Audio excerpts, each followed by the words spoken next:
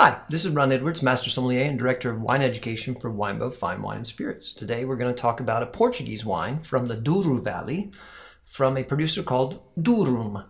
And they have a wine that they title after the colors that are reflective of the vineyards called Tons de Duorum. The light comes off the river and creates this panoply of colors, and that's how they've named the wine.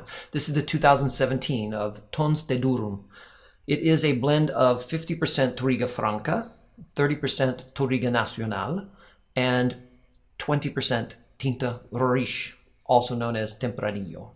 So these are the prime grapes of the Douro Valley that are also used to make port, but in the new Portugal, the modern Portugal, table wines of the Douro Valley are increasingly popular and super high quality, so I'm excited to taste this wine. They use both American and French oak to age this wine in both 225 liter as well as 500 liter.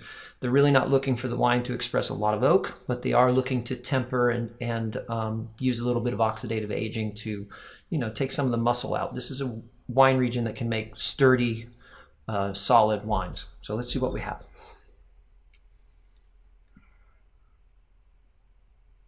Smoke, black pepper, spice, a little bit of a gamey, almost bacon smell. Kind of reminds me of what I normally expect out of Syrah. There's a dried herb note. I would say it's along the line of bay leaf.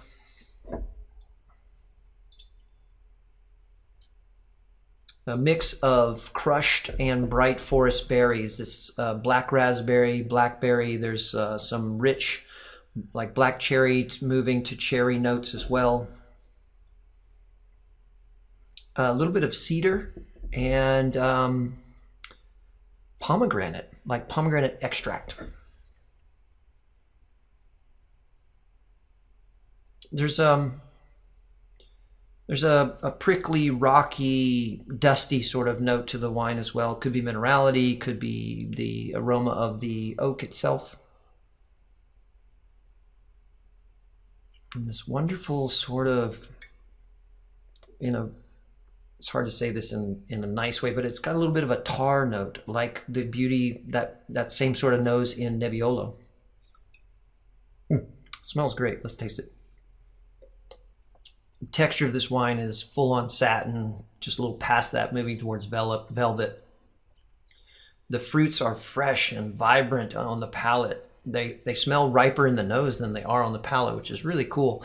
Black cherry, blackberry, black raspberry, all still there.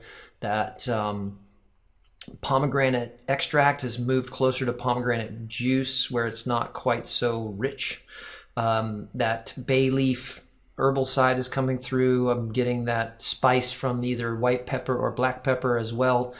What isn't as present on the palate is that little bit of gamey, bacony thing that I got in the nose. It's not really so much in the palate.